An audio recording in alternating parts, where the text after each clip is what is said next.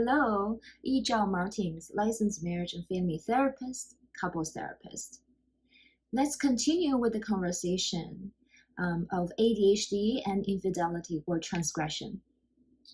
We have reviewed some of the risk factors in the interpersonal system and interpersonal system. So today we'll continue to talk about a classic couples dynamic called pursuer and withdrawer dynamic. And what does it have to do with ADHD? First, let's take a look at how ADHD impacted relationships are prone to this kind of dynamic. I call it Tom and Jerry dynamic. If you're familiar with that show, that cartoon Tom and Jerry, where the mouse and the little cat, they chase each other. Sometimes one chases the other, and then the other go around and they fight. Some of my couple may say, well, but we don't fight. We don't fight like that, like in the show. But are you aware some of the subtle pursuer-pursuee or pursuer-withdrawer dynamic? You don't have to get into a physical fight to be qualified as a pursuer-withdrawer dynamic. Some of the subtle cues are like the pursuer tend to be preoccupied with their partner as for they pay attention to their partner's whereabouts and they think about them all the time. They making plan way ahead before consulting with their partner because they really wanted to involve their partner in all the activities they're doing. Or they are constantly accommodating for their partner to make their life easier. They really put a lot of energy, prioritize their partner's needs. Isn't that a good thing? Isn't that to show you care? To a certain extent, yes. But when the pursuing partner is not taking in consideration of the withdrawer partner's own accountability and their contribution in the relationship, when they are carrying too much weight of making sure the relationship thrives and develop and is okay, then there's an imbalance of contribution and the power in the relationship that creates this dynamic.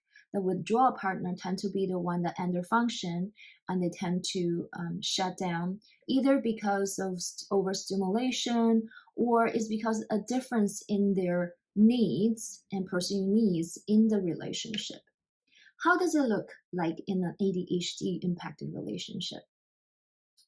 Oftentimes, not 100% times, about 85% of my couples that's impacted by ADHD, that the ADHD partner tends to be the one that withdraws, tend to be the withdrawer, and the non-ADHD partner or the one having more organizational skills tend to be the one that pursues.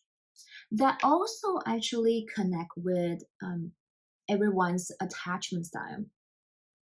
Again, when the ADHD partner have the avoidant attachment style, it kind of exaggerated the avoidance tendency in them.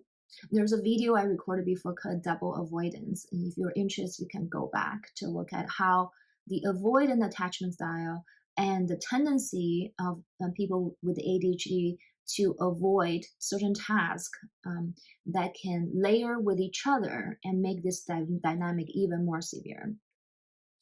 The partner without ADHD tend to be very capable and competent in the department of planning, organizing, and they tend to be the what we call over-functioning partner. And even this partner also has the preoccupied, anxious attachment style that increase the chance of them to pursue their ADHD partner. So what you'll be seeing is the over-functioning pursuer tend to want to make plans all the time with their ADHD partner or avoidant partner to spend time together, to jointly do a project together, to talk about their relationship. Really, they're in charge of pushing the relationship forward and develop.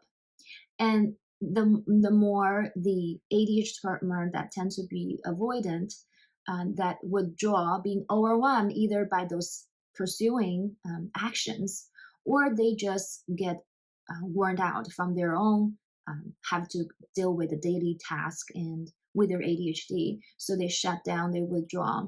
And there's a part of them could be also triggered a shame ball, if you remember, to say, well, I'm not competent.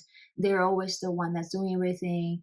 And then when they blame me for not doing enough or good enough, they just shut down. They don't want to do anything anymore. And then continue this pursuing withdrawal dynamic. So how does that really relate to what we talk about infidelity and transgression? What do you think?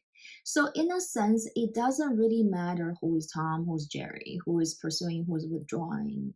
The impact of the relationship as a whole is the same. There is a sense of disconnection in the relationship for both partners. For the pursuer, they feel like I'm always seeking connection, and I don't get that. It's really frustrating, hurt. They feel sad, they feel alone, they feel desperate, right? And sometimes they burn out and they withdraw as well. That actually is another dynamic we'll talk about in the future, the avoidant. So for the withdrawal partner, they actually don't get the connection as well. So when they shut down, they sometimes shut down from their own self as well. So disconnect from their self and the external world. And then they attend to their own needs in some way, regulate their own nervous system with self-regulation. And they're missing out the chance of co-regulation or other regulation where that's the bonding happens between two people. So long-term effect, if this persists for a couple months, a couple years of time, and you can imagine if the couple get together, the original goal is to build a secure relationship where they feel comfortable and safe, and they are supported and loved in this environment, in this relationship, so they can deal with whatever the external stress in their life. Then it defeats the purpose, right? To be in this relationship when you constantly play out this dynamic where you're not connected and you suffer from disconnection and frustration, a lot of those feelings that make you feel horrible.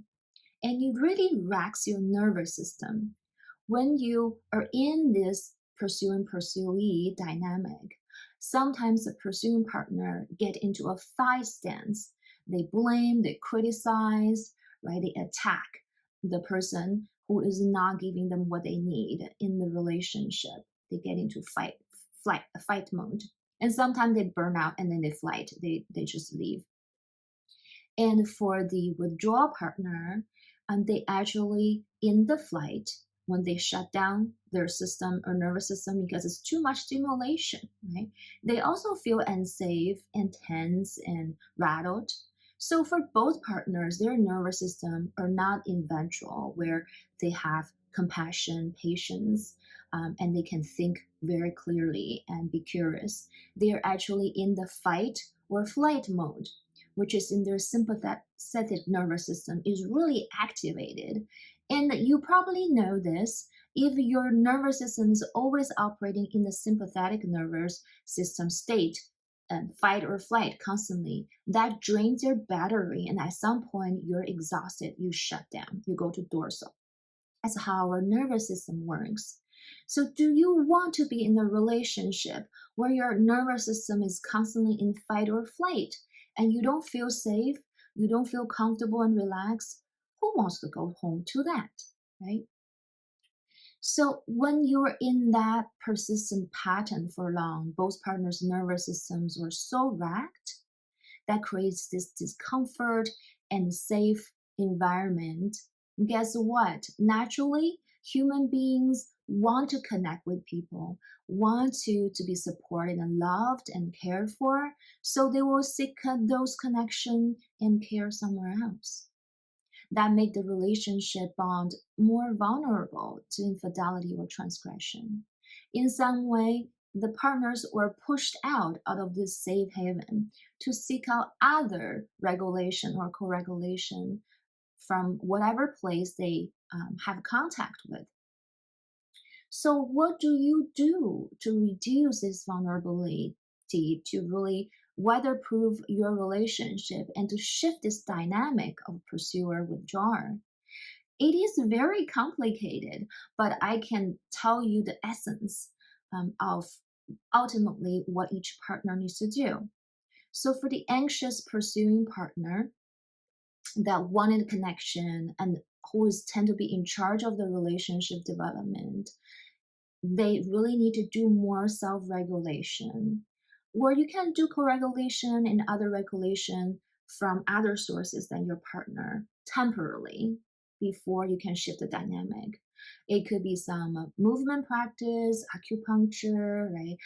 Massages, meditation, or hobbies like drawing, reading, being in nature, whatever that nurtures you, or pet sometimes that helps too, to regulate your nervous system, to calm yourself down in that moment so you lose the grip of your pursuing. Well, the opposite for the avoidant withdrawing partner is actually to get out of their comfort zone, to seek out co-regulation, take more initiative to reach out to their partner who is pursuing them. So to reverse the dynamic, it's very challenging. And there's actually a show on Netflix called Crazy Ex-Girlfriend.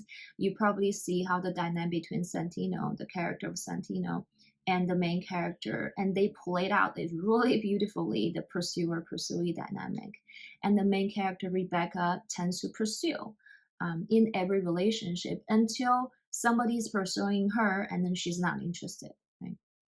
So you can see how hard it is to get out of this dynamic if that's what you're used to, if that's what your nervous system is set out for, if that is how you get comfortable and been practicing in your family of origin and in your other relationships.